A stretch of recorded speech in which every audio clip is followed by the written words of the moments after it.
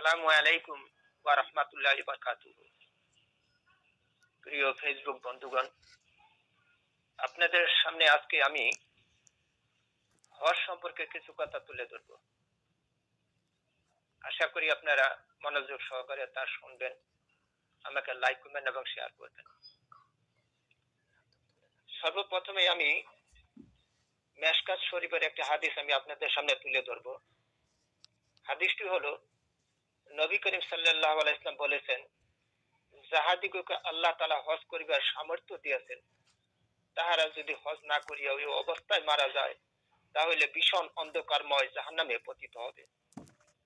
অন্য একটি হাদিসে আল্লাহ রসুল বলছেন, যার শারীরিক, আর্থিক, মানসিক ক্ষমতা থাকার পরও হজ না করে সে ওই অবস্থায় মারা যায়, তাহলে আল্লাহ রসুল বলছেন সে ইহুদি হইয়া মরুক, না হয় নাসারা হইয়া মরুক, আমার জানার দরকার নাই। কাজেই যখন কোনো ব্যক্তি হজ করার নিয়ত করলো, বা যারা এখনো নিয়ত করেন নাই, তাদের প্রতি আমি এই অনুরোধ করব, যেহেতু হজ যার সামর্থ্য আছে তাকে তাড়াতাড়ি হজ সমাধা করে নেওয়া উচিত।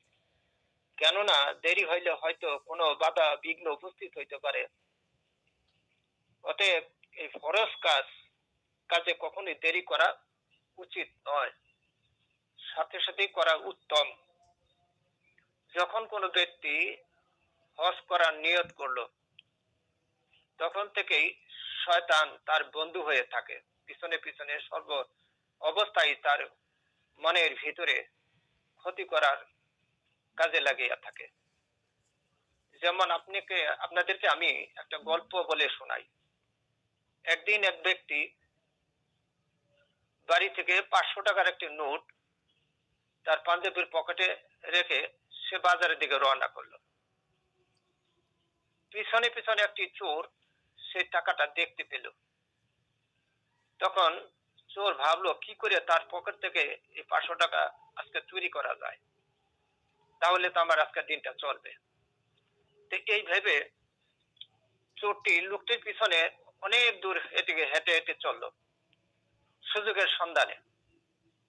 কিছু দূর যাওয়ার পর আরেকটু লোককে দেখতেছে যে সে 500 টাকার নোট একটা বান্ডেল, প্রায় 50,000 টাকার মতো হবে, সে তার টাকাগুলি গুনে সে তার পাঞ্জাবি পকেটে রেখে দিল।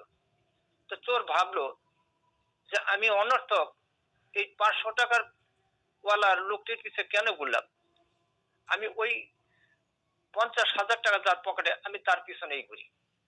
যদি ধরা পড়ি তাহলে 500 টাকার জন্য যে মাইর খাবো, 50,000 টাকার জন্য সেই মাইর খাবো।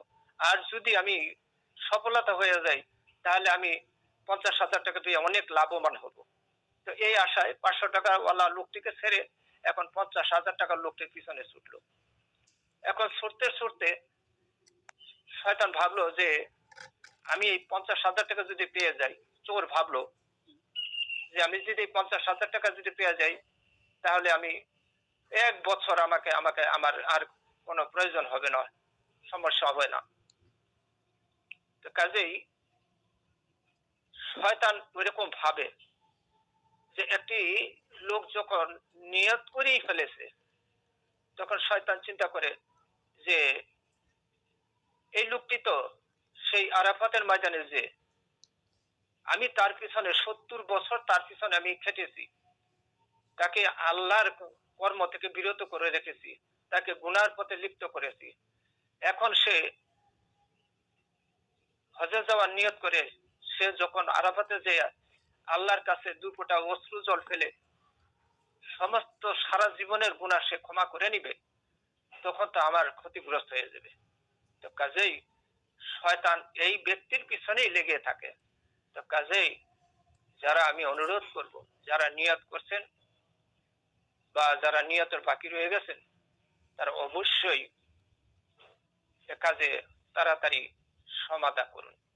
কিভাবে তাড়াতাড়ি হজটা করা যায়, না হলে শয়তান তাকে নানাভাবে ধোঁকা দিবে, তাকে বুজুর্গি ভাব এনে দিবে, তাকে অলসতা এনে দিবে, দুনিয়াবি নানান কাজে তাকে সমস্যার সৃষ্টি করে তাকে না যাওয়ার জন্য প্রতিরোধ করবে।